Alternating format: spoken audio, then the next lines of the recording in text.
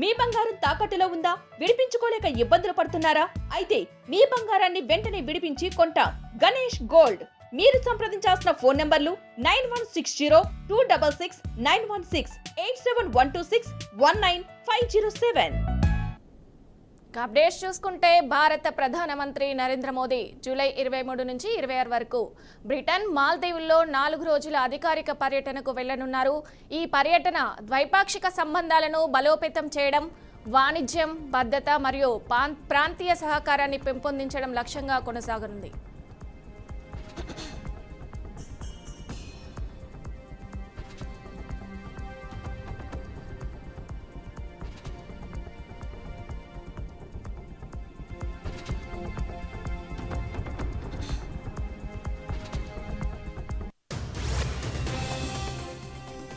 Britain ప్రధానమంత్రి Keir Starmer ఆహ్వానం మేరకు మోదీ జూలై 23, 24 తేదీలలో యూకేను సందర్శిస్తారు.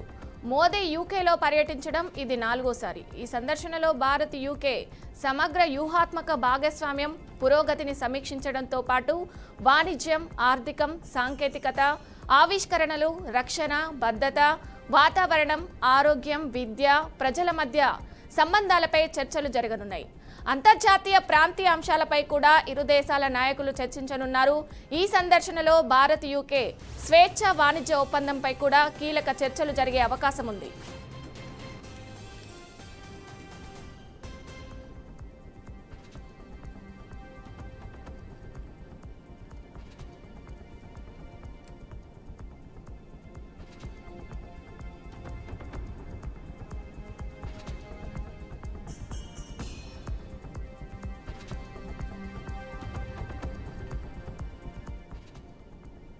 జూలై 25, 26 తేదీల్లో మాల్దీవుల అధ్యక్షుడు మహమ్మద్ మొయిజ్జు ఆహ్వానం మేరకు మోదీ ఆ దేశాన్ని సందర్శిస్తారు. మోదీ మాల్దీవుల్లో పర్యటించడం ఇది 3వసారి. అంతేకాదు, మొయిజ్జు అధ్యక్షుడిగా ఉన్న సమయంలోనూ ఏ దేశాధిపతి నేత అయినా లేదా ఏ దేశం ప్రధాని మాల్దీవుల్లో పర్యటించడం ఇదే మొదటిసారి. ఈ పర్యటనలో మోదీ మాల్దీవుల 60వ స్వాతంత్ర దినోత్సవ వేడుకల్లో గౌరవ అతిథిగా పాల్గొనున్నారు. 2024 అక్టోబర్లో మొయిజ్జు భారత్ పర్యటనలో ఆమోదించిన భారత్, మాల్దీవ్స్ సమగ్ర ఆర్థిక, సముద్ర భద్రతా భాగస్వామ్యం అమలు, పురోగతిని ఇరు దేశాల నాయకులు సమీక్షించనున్నారు. ఈ సందర్శన భారత్ నైబర్హుడ్ ఫస్ట్ విధానం విజన్ మహాసాగర్ కింద మాల్దీవుల్లో సంబంధాలను బలోపేతం చేయడానికి ఒక ముఖ్యమైన అడుగుగా భావిస్తున్నారు.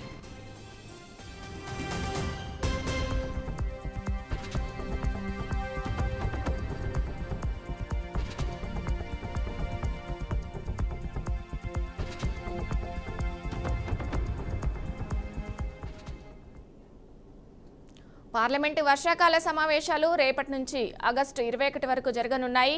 ఈ సమావేశాలలో కేంద్ర ప్రభుత్వం 8 కొత్త బిల్లులను ప్రవేశపెట్టనుంది.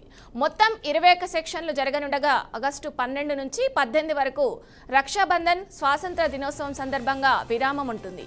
ఈ వర్షాకాల సమావేశాలలో ప్రభుత్వం ప్రవేశపెట్టనున్న బిల్లులలో జాతీయ క్రీడా పాలనా బిల్లు, భూ సంపద స్థలాలు, భూ పరిరక్షణ మరియు నిర్వహణ బిల్లు, గనులు మరియు ఖనిజాల సవరణ బిల్లు, మణిపూర్ వస్తు సేవల పన్ను బిల్లు, జన్ విశ్వాస్ బిల్లు, అలాగే పన్ను చట్టాల బిల్లులు ఉంటాయి.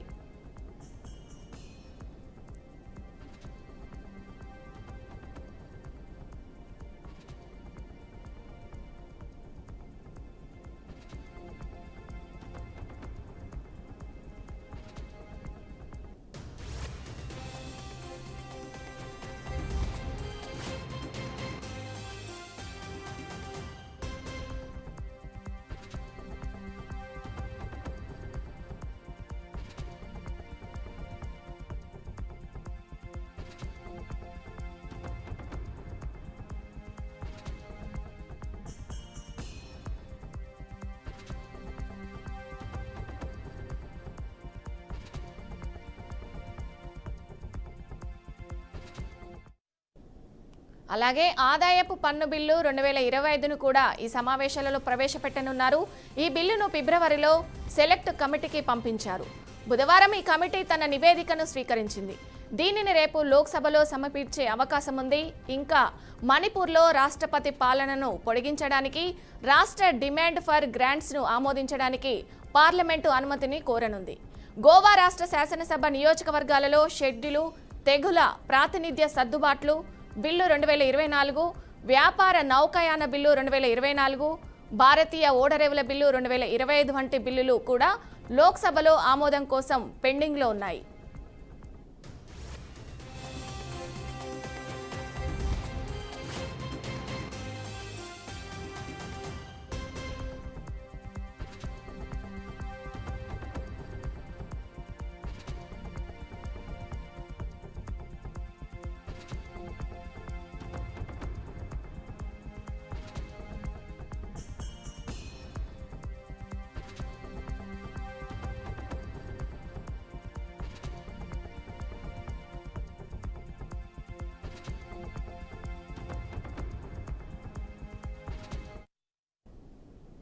ఎక్సైజ్ శాఖ మంత్రి కొల్లు రవీంద్ర సంచలన వ్యాఖ్యలు చేశారు. మద్యం కుంభకోణంలో త్వరలో అతిపెద్ద తిమింగలం బయటకొస్తుందని వెల్లడించారు. ప్రపంచంలోనే ఇది అతిపెద్ద మద్యం కుంభకోణం అన్నారు. ఇప్పటి వరకు చిన్న తిమింగలాలు మాత్రమే బయటకు వచ్చాయి. అన్ని ఆధారాలతో త్వరలో పెద్ద తిమింగలం బయటపడుతుందన్నారు. గతంలో అడ్డంగా దోచుకొని జేబులు నింపుకున్నారని ఆరోపించారు. కూటమి వచ్చాక 500 కోట్ల రూపాయలు అదనంగా ఆదాయం వచ్చిందన్నారు. బయట రాష్ట్రాల నుంచి వచ్చే అక్రమ మద్యానికి కళ్ళెం వేశామని తెలిపారు. రాష్ట్రంలో తక్కువ దొరికే నాణ్యమైన మద్యం అందుతుందన్నారు. రాష్ట్రంలో మద్యంతో పాటు ఇంకా అనేక కుంభకోణాలు బయటకు వస్తున్నాయని చెప్పారు.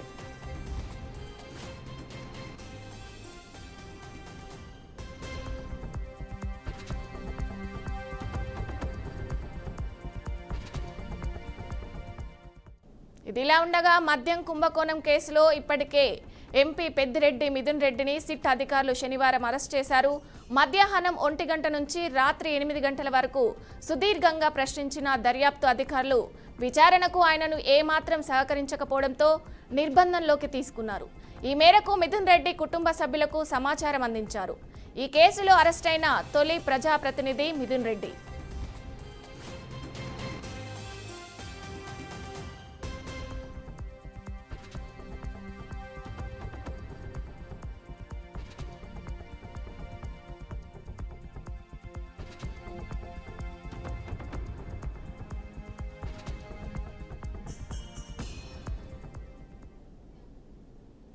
ఎన్టీఆర్ జిల్లా నందిగామ శివారులోని డీవీఆర్ కాలనీకి చెందిన ఎలక్ట్రీషియన్ లక్ష్మణరావు తన వయోభారంతో సైకిల్ తొక్కలేని స్థితిలో వినూత్నంగా ఆలోచించి తక్కువ ఖర్చుతోనే బ్యాటరీ ఆధారిత ఈ సైకిల్ను స్వయంగా రూపొందించాడు.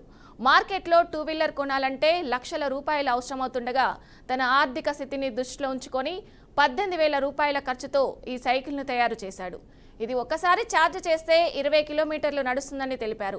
ఈ సైకిల్ను తయారు చేయడానికి కేవలం 1 రోజు సమయం పట్టిందని, ముడి సరుకులు ఉంటే ఇతరులకు కూడా తయారు చేసి ఇవ్వగలిగానని అన్నారు. అంతేకాకుండా ఈ టెక్నాలజీతో యువతను ఉపాధి కల్పించేందుకు, సైకిల్ తయారీ విధానాన్ని నేర్పించేందుకు కూడా సిద్ధంగా ఉన్నానని లక్ష్మణరావు తెలిపారు.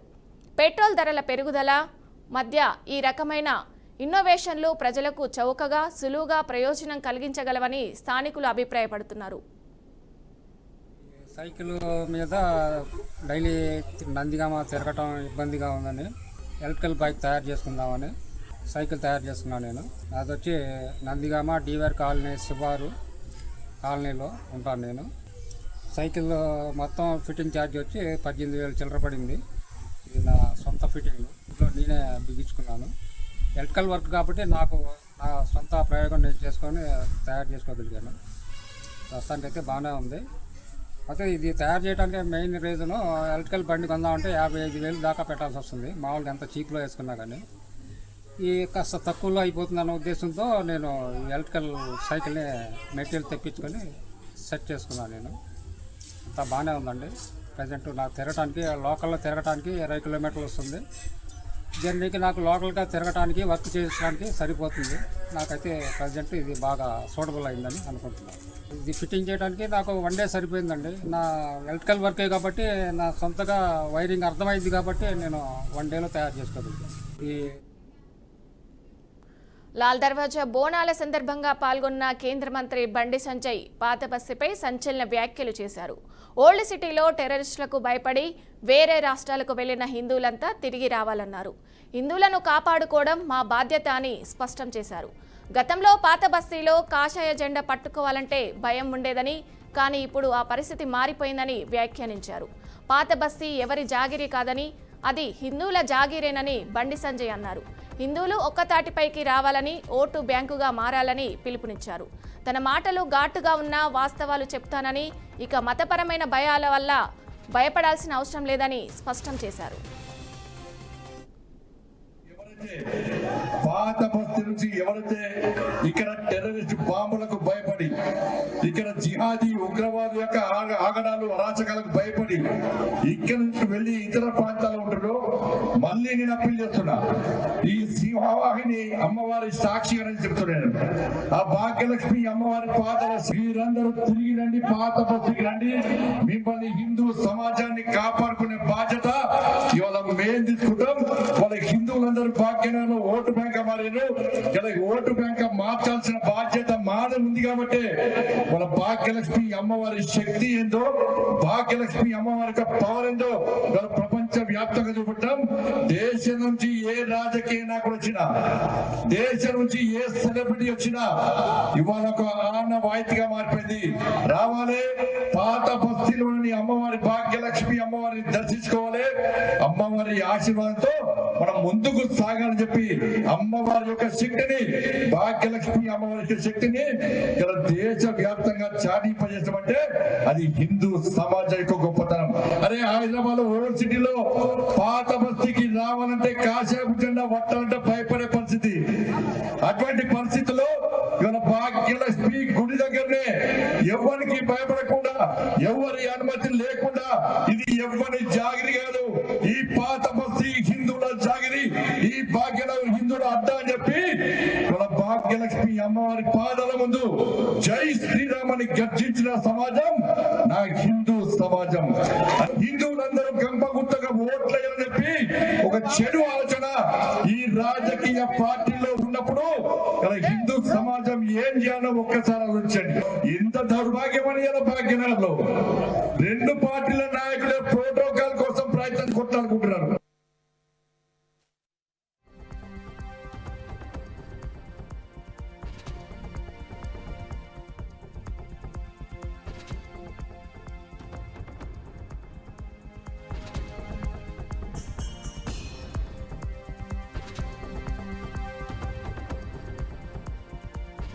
మళ్ళీ నేను అప్పీల్ చేస్తున్నా, ఈ సింహవాహిని అమ్మవారి సాక్షి అని చెప్తున్నా.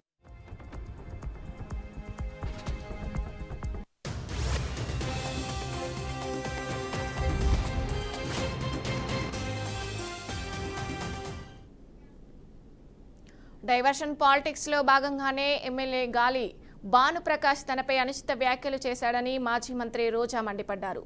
సీఎం చంద్రబాబు నుండి భానుప్రకాష్ వరకు టీడీపీ నాయకులు ప్రజలకు ఇచ్చిన హామీలను అమలు చేయలేక డైవర్ట్ చేయడానికే తప్పుడు కేసులు పెట్టడం లేదా క్యారెక్టర్పై నిందలు వేస్తున్నారని ఆరోపించారు.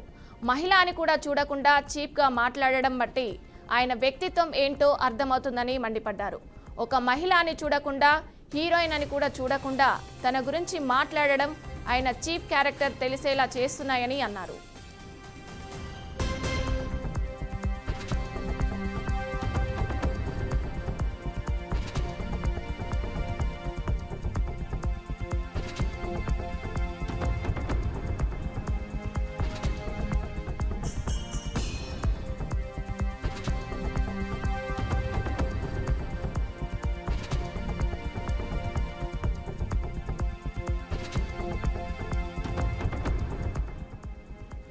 ఒక తల్లి కడుపున పుట్టినవాడు, తల్లి, చెల్లి, భార్య ఉన్నవాళ్ళు వాళ్ళకి ఇచ్చిన గౌరవమే అందరికీ ఇవ్వాలన్నారు. పార్టీ మీటింగ్స్లో కూడా భానుప్రకాష్ అలానే మాట్లాడుతాడని, తనకు సమాచారం ఉందని, ఆధారాల కోసం ఎదురు చూస్తున్నామని అన్నారు. నగరి నడి ఒడ్డున వాళ్ళ నాన్న విగ్రహాన్ని తెరిచేటప్పుడు భానుప్రకాష్ తన గురించి మాట్లాడారని అన్నారు. వాళ్ళ నాన్న విగ్రహం తెరిచినప్పుడు ఆయన గురించి, గొప్పదనం గురించి చెప్పాలన్నారు. కానీ అవేం లేవు కాబట్టే తన గురించి మాట్లాడానని విమర్శించారు. 1000 కోట్లు దోచుకున్నానని ఆరోపణలు చేస్తున్నారని, దమ్ముంటే ఆధారాలు చూపించాలని రోజా భానుప్రకాష్కు సవాల్ విసిరారు. ఆధారాలు చూపిస్తే రాజకీయాల నుంచి తప్పుకుంటానని, లేని పక్షంలో భానుప్రకాష్ ఎమ్మెల్యేగా రాజీనామా చేయాలని సవాల్ చేశారు.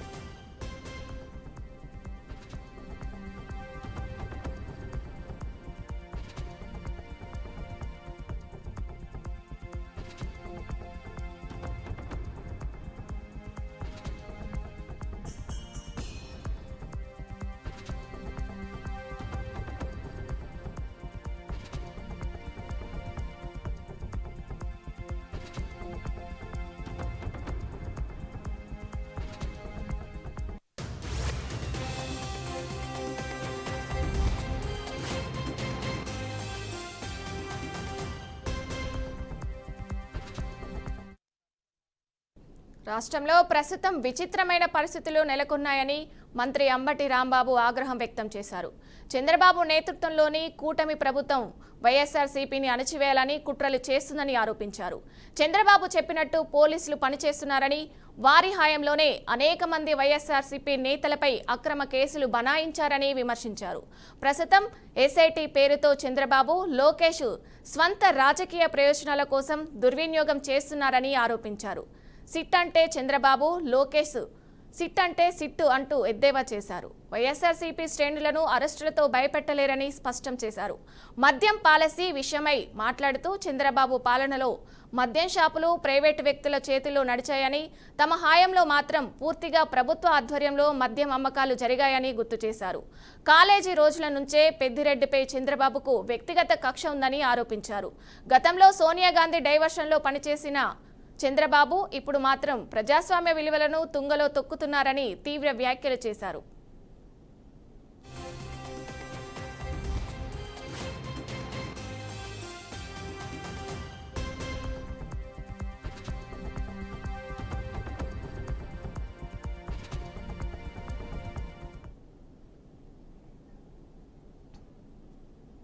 కూటమి సర్కార్పై మాజీ మంత్రి అనిల్ కుమార్ ఫైర్ అయ్యారు. పెద్దిరెడ్డి కుటుంబాన్ని అణిచివేయాలన్నదే లక్ష్యంగా కూటమి ప్రభుత్వం పెట్టుకుందని ఆరోపించారు.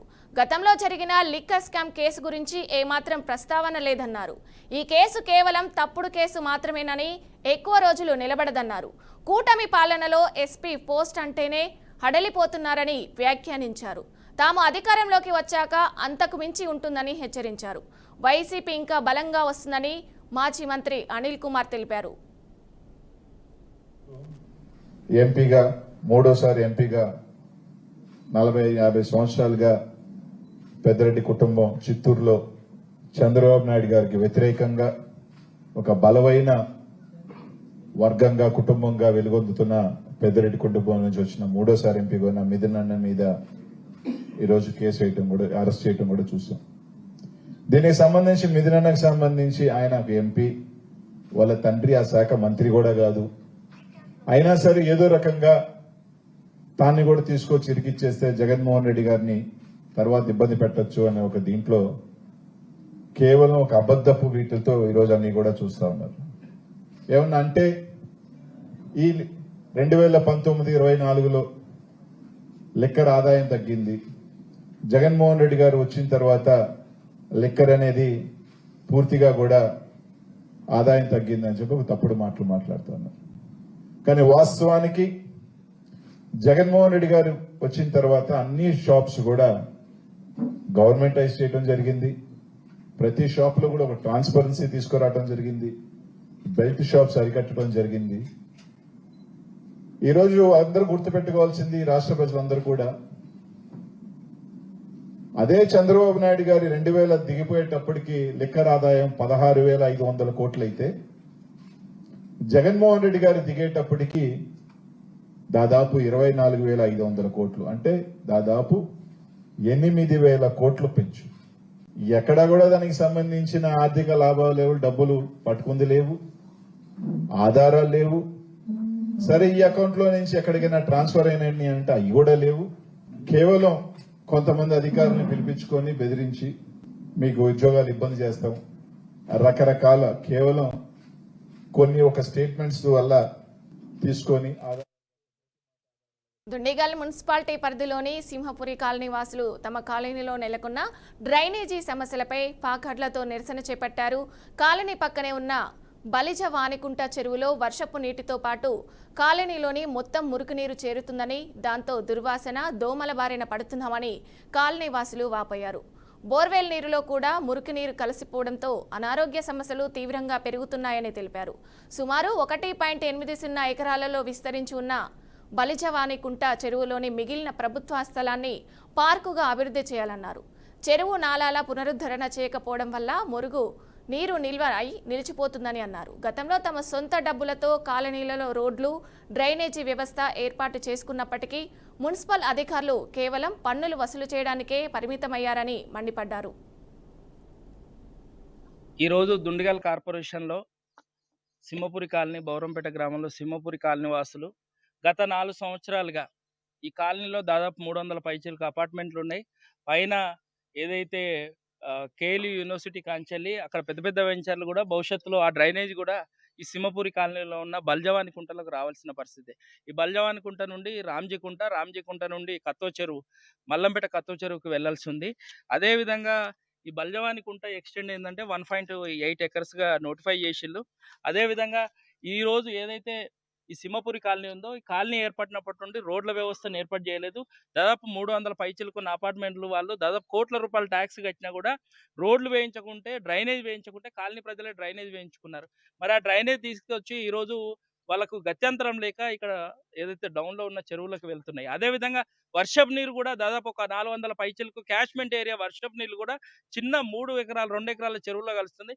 అక్కడి నుంచి కిందికి వెళ్ళడానికి కనీసం పైప్ లైన్ కానీ, తర్వాత కనీసం ఏదైతే ఇరిగేషన్ టోపో షీట్కు సంబంధించి ఈ విధంగా ఇది బల్జవాని కుంట, ఈ బల్జవాని కుంట నుండి ఇది మియాపూర్ టు దుండిగల్ వెళ్ళే రోడ్డు. ఈ క్యాచ్మెంట్ ఏరియా నీళ్ళు అన్ని కూడా ఇక్కడికి రావాలి. ఇది బల్జవాని కుంట, ఇక్కడ నుంచి రామ్జీ కుంట, ఇక్కడ నుంచి కత్తో చెరువు మల్లంపేట, అక్కడ నుంచి బొల్లారంకి వెళ్ళాల్సింది. బోనాల సంబరంలో జరుగుతుంటే మా కాలనీ చూసి ఈరోజు చాలా ఇబ్బందులు పడి రోడ్డు మీదకి వచ్చాం. ఇప్పుడు మీరు చూస్తే దాదాపు 200-300 మంది ఈరోజు రోడ్డు మీదకి వచ్చాం. దీనికి ప్రధాన కారణం ఏంటంటే మా ఈ బౌరంపేట సింహపురి కాలనీకి సంబంధించి రోడ్లు కానీ, డ్రైనేజ్ కానీ పెద్ద సమస్య. ఇక్కడ అన్న వచ్చారు, చూశారు, పర్యవేక్షించారు. దీనికి సంబంధించి గత 3-4 ఏళ్లు బట్టి లోకల్ నాయకుల్ని, ఎమ్మెల్సీ గారిని, ఎమ్మెల్యే గారిని, అలాగే అఫీషియల్స్ని, కమిషనర్ గారిని అందరితో చుట్టూ తిరుగుతున్నాం. ఎన్నోసార్లు వినతి పత్రాలు ఇచ్చాము. బోనాల సంబరంలో జరుగుతుంటే మా కాలనీ చూసి ఈరోజు చాలా ఇబ్బందులు పడి రోడ్డు మీదకి వచ్చాం. ఇప్పుడు మీరు చూస్తే దాదాపు 200-300 మంది ఈరోజు రోడ్డు మీదకి వచ్చాం. దీనికి ప్రధాన కారణం ఏంటంటే మా ఈ ఇక్కడ డ్రైనేజ్ చాలా ప్రాబ్లం గా ఉంది మాకు. అంటే గ్రౌండ్ వాటర్ లో డ్రైనేజ్ మిక్స్ అవ్వడం వల్ల మాకు ఎట్లా అంటే ట్యాప్ తిప్పితే స్మెల్, లక్షలు పోసి ఇల్లు కొనుక్కుని ఎటు పోలేక, నీళ్లు తాగలేక, ఉండలేక, పిల్లలతో ఇబ్బంది పడుతూ, సాయంత్రం అయితే దోమలు, చాలా ప్రాబ్లం ఫేస్ చేస్తున్నాం. గ్రౌండ్ లెవెల్లో వాటర్ టెస్ట్ చేస్తే డ్రైన్ మిక్స్ అయిపోతుంది అని చెప్పి వస్తుంది. ఆ వాటర్ ని మేము ఎలా యూజ్ చేస్తాము? ఒక్కొక్కళ్ళు వస్తున్నారు పొలిటీషియన్స్, ఏ టైంలో ఎలక్షన్స్ టైంలో వస్తారు, కనిపిస్తారు, మేము రిజాల్వ్ చేస్తాం ప్రాబ్లం అంటారు. ఇప్పటి వరకు ఒక్కళ్ళు రాలేదు, మా వైపు చూడలేదు. వస్తారు, డ్రైనేజ్ షిఫ్ట్ చేసేస్తున్నాము అంటారు, చేస్తామంటారు అంతే. ఇంతవరకు ఎవరు రాలేదు, చేయలేదు. చాలా ప్రాబ్లం ఫేస్ చేస్తున్నామండి. ప్రాపర్టీ ట్యాక్స్ పే చేయకపోతే మళ్ళీ ఏమంటారు ఫైన్స్ అనేసి మళ్ళీ చాలా ఇబ్బందులు పెడతారు మళ్ళీ. కానీ మా ప్రాబ్లమ్స్ మాత్రం రిజాల్వ్ చేయరు. ఈవెన్ రోడ్స్ కూడా మంచిగా లేకపోతే మేమే వేసుకున్నాము. రోడ్స్ లేవు, డ్రైనేజ్ లేదు, ఎన్ని ప్రాబ్లమ్స్ ఫేస్ చేయాలి? దయచేసి మీరు మా ప్రాబ్లమ్ ని